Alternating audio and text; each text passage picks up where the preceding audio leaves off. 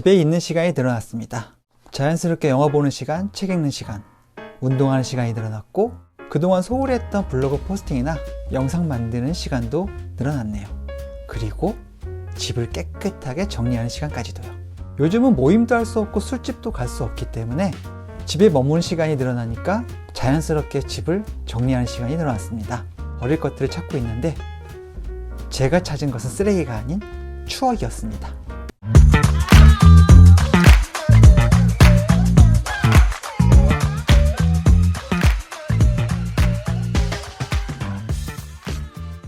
굉장히 많은 것들이 나왔는데 몇 가지만 추려서 소개해 드리겠습니다. 먼저 1995년 아버지께서 선물로 사주신 로뮬러스입니다. 블로그에는 몇 번 소개한 적이 있는데 국내 최초의 끈없는 신발인 로뮬러스는 제가 가장 좋아하는 신발입니다. 안타깝게도 신발은 없습니다. 제가 갖고 있는 거는 빈 박스입니다. 로뮬러스는 당시에 많이 신었던 신발이기 때문에 다 닳아서 버렸던 기억이 납니다. 박스를 보시면 메이드 인 코리아가 써 있습니다. 당시에는 리복뿐만 아니라 나이키, 아디다스도 한국에서 만든 제품들이 꽤 있었습니다. 로뮬러스 박스는 왜 갖고 있는지 모르겠지만 25년이 지난 지금까지도 버릴 수가 없습니다. 제가 가장 좋아했던 신발의 박스니까요. 우연히 앨범에서 찾은 로뮬러스 착샷입니다. 거의 보이진 않지만 그래도 유일한 착샷이었습니다. 다음은 1999년에 고등학교 졸업 선물로 어머니께서 사주신 무스탕입니다. 노스트라다무스가 지구는 멸망한다고 예언을 했었고 뉴 밀레니엄을 앞두고 Y2K 때문에 전 세계가 마비된다고 했던 정말 시끄러웠던 세기 말에 저는 수능을 봤습니다. 세상이 시끄러웠지만 아무런 일은 일어나지 않았죠. 수능 보고 난 후에 열심히 놀던 중 어머니께서 졸업 선물을 사주신다고 하셔서 함께 백화점을 갔습니다. 그때는 정말 무스탕이 갖고 싶었는데 백화점에 제가 원하던 무스탕이 딱 있었습니다. 지금 생각해보니 가격이 굉장히 사악했네요. 21년 전인데 오프화이트 조던 1 UNC의 리셀가 정도의 가격이었습니다. 전 무조건 무스탕을 사달라고 졸랐습니다. 20세기의 옷이 21년 전의 옷이 아직도 멀쩡합니다. 몇 년 전에는 오버핏 무스탕이 유행하기도 해서 열심히 입었습니다. 이 옷은 제가 죽을 때까지 소장할 겁니다.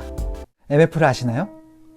지누샨의 션 때문에 더 유명했던 MF는 메이저 플레이버를 흑인들이 쓰던 철자 방식대로 바꿔서 써서 더 유명했습니다. 당시에 MF뿐만 아니라 푸브, 칼카니, 션존, 페팜 다양한 힙합 브랜드들이 인기가 있었고 20대였던 저도 이런 브랜드들을 좋아했었습니다. 이번에 집 정리를 할 때 MF의 옷은 나오지 않았습니다. 근데 이걸 뭐라고 하죠? 스포츠 지갑이라고 해야 하나? 찍찍이 지갑이라고 해야 되나? 아무튼 이런 지갑이 발견됐습니다. 2000년대 초반 이대 앞에 있던 MF 매장을 자주 갔는데 스텝이던 누나랑 친하기도 했고 살 게 없어도 바운스란 힙합 매거진을 받으러 갔었습니다. 당시에 이런저런 제품들을 많이 사다 보니 어느 순간 골드 멤버가 되었었네요. 골드 멤버십 카드를 만들어줬었는데 이런 카드가 저한테 있었습니다. 다음은 카시나에서 자체 제작한 청바지입니다. 페북을 찾아보니 제가 2010년 1월 달에 올린 사진이 있었네요. 2009년에 발매되었을 확률이 높겠죠? 카시나는 그때도 지금도 우리나라를 대표하는 편집샵이라 구매했던 기억이 납니다. 핏은 괜찮았는데 불편했던 기억이 납니다. 두 종류의 바지 중에 블랙이 특히 불편했습니다. 마치 얼어있는 청바지를 입는 것처럼. 그때 당시에 저는 젊을 때 제대로 몸을 만들어보자 결심하고 운동과 식단 관리를 열심히 했습니다. 다시 만들 수 없을지도 모르는 식스팩과 예쁨을 얻고 예뻐진 나에게 어울리는 옷을 카시나에서 샀는데 그때 산 것이 바로 이 바지들입니다. 거의 10년이 넘은 이 바지들 그래서 못 버리나 봅니다. 근데 솔직히 좀 불편했어. 이 외에도 카시나의 15주년 기념 재킷과 20주년 기념 신발이 있는데 옆에 이 사진은 인간 카시나로 변신했던 저의 모습입니다. 다음으로 소개해 드릴 것들은 2010년부터 제가 모았던 애플 제품들입니다. 저는 2010년까지 IT 기업을 홍보했었습니다. 애플의 라이벌이라 불리던 곳을요. 우리나라에 아이폰이 들어오고 아이패드로 떠들썩해도 저는 절대 사지 않았습니다. 왜냐면 제가 홍보하던 회사의 경쟁업체니까요. 그래서 당시 스마트폰도 블랙베리를 썼고 랩탑은 삼성 제품을 썼습니다. 근데 아이폰이랑 맥북이 정말 갖고 싶었어요. 2010년 하반기에 전 아이폰 4를 시작으로 맥북 에어, 아이맥, 아이패드 등을 미친듯이 사모았죠. 왜냐면 이직을 해서 마음에 걸리는 게 1도 없었으니까요. 오죽하면 회사의 컴퓨터도 아이맥입니다. 그동안 산 제품들의 박스도 다 모아놓고 있는데 아내는 버리라고 성화네요. 그래도 안 버립니다. 맥도날드 직원이 버거킹 와퍼를 너무 먹고 싶어하는 그 마음을 아내가 알까요? 딱 제 기분이 그랬습니다. 집을 정리하면서 안 쓰는 물건들을 버리려 했는데 그러다 오래된 것들이지만 버리지 못하는 것들을 찾았습니다. 버리지 못하는 데는 이유가 있습니다. 아까워서가 아니라 추억이 깃들여 있기 때문입니다. 제가 찾은 건 이 녀석들과 함께 있던 시간과 공간에 잠시 데려다준 추억이 아닐까요? 우리는 새로운 것을 살 때 신중하게 결정합니다. 후회가 남지 않으려면 당연히 신중해야 하는 게 맞죠.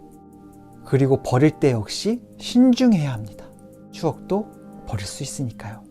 저희 어머니는 저의 추억을 정말 많이 버리셨습니다. 드래곤볼이나 슬램덩크처럼 제가 좋아해서 모았던 만화책도 거기다 버리셨죠. 추억의 신발도 많이 버리셨습니다. 2000년대 중반에 정말 어렵게 구했던 왓더 덩크를 한 번도 안 신고 잘 숨겨놨었는데 저희 형이 몰래 신고 나가서 옆부분을 찢어 먹었죠. 눈물을 머금고 저는 그 부분을 수선했습니다. 근데 어느 날 신발이 사라졌죠. 저희 어머니는 그 신발이 헌 신발인 줄 알고 몽골에 기부를 하셨습니다. 덩크의 시대인 걸 아실까요? 그리고 시세도 아실까요? 깜짝 놀라실 텐데. 여러분도 집에서 여러분의 추억이 깃든 물건들이 있을지 모르니 한번 잘 찾아보시기 바랍니다.